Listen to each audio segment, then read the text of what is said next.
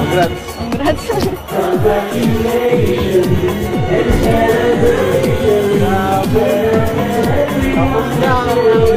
Ha? Pa-flowers ka. Sabi ko baga sa'yo, yan ang content ano ko. Dahil nakagraduate ka. Hindi ko naririnig. Sabi ko sa'yo, bibigyan kita ng content.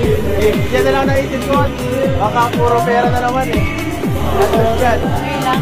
Bagay sa'yo yan. Grabe na ka.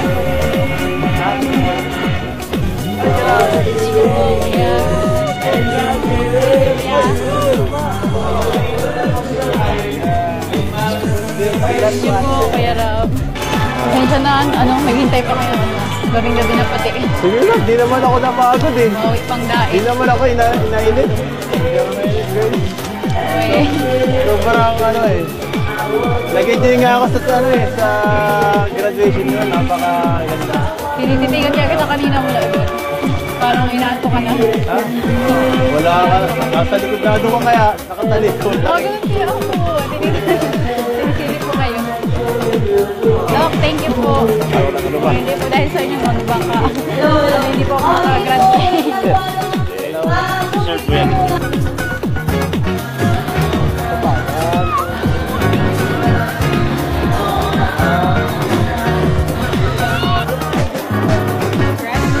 Thank you po, Ate Mar.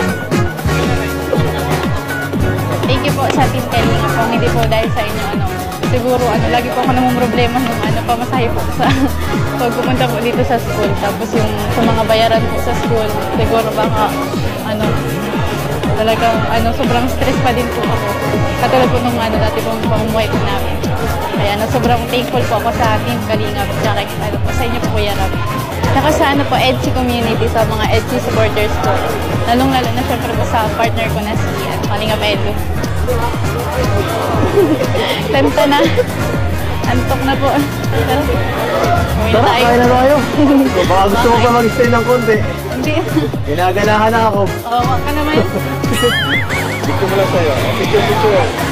1, 2. Ha? Tama ka doon. Tama ka. Gilid kayo. 1, 2, 3. Tama ko. Ate Jack.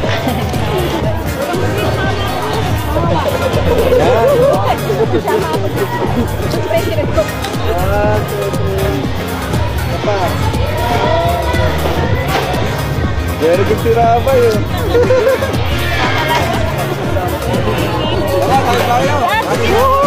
Kain na!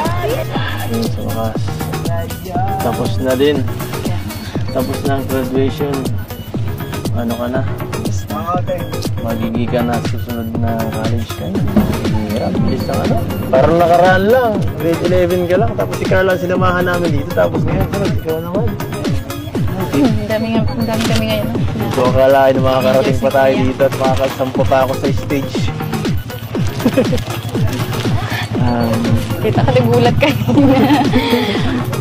Nagulat yung mga teacher mo, sumama ako Kaya na. Sabi daw pati yung nagpa-practice kami. Bawal daw magsama muna ng iba. Pero okay lang. Sabi mo sa hindi ako ibang tao. Tingnan mo ka din. Bakit? Mas natuwa ka ba? Oo, parang may picture tayo dun sa stage.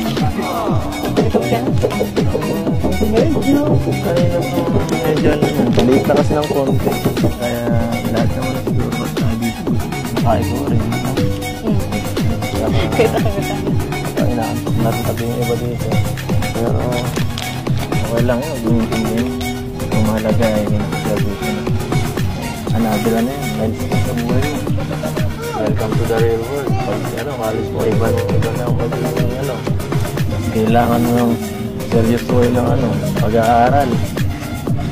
Baka... Kailangan maging matatag. Pero huwag kang maglala. Dito lang ako. Pero hindi sa academics ha. Nag-ahatid mo ako kahit pag nandun ka na. Mas malapit na eh. Dito kasi malayo ako dito eh. Hindi kaya. Hindi ka na maano. Problemado ako dito. Hindi ko kaya puntahan ko pagkatapos ng trabaho. Balik-balik. Anong nararamdaman mo ngayon?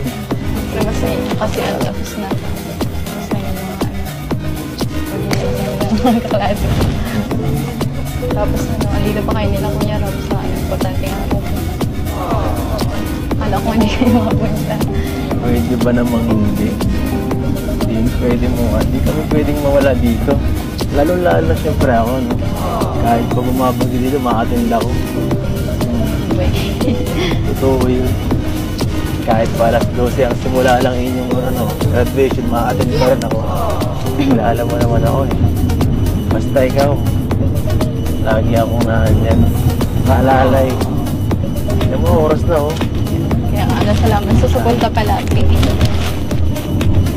Kaya, alam mo, tapos na ang graduation eh. Gusto ko makita yung buhok mo. Yan, Clean look. ganda. Bagong hair ah. Bagong. Kapag pa lang nakita eh. Eh, nakakatuwa lang. Mas bagay baga. Ano kung gumanda eh. Ayan, ganyan lang. Kaya mo muna tayo dito umuhan. Bigay ng oras ka sa akin ng konti at pag dun sa bahay nyo, wala na dun. Konti lang. Ay, ingat na dyan si Doc eh. Nahiwalay ng konti sila mama mo dyan.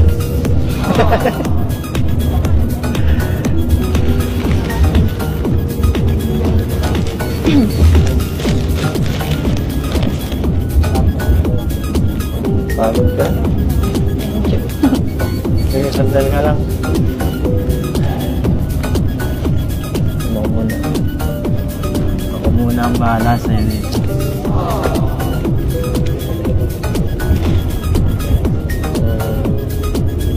Ano, mas matagal pa to?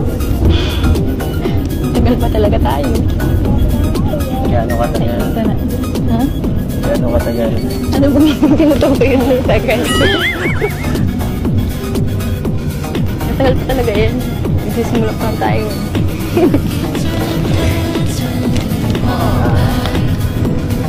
Wala pa lang na. Mabiyahe.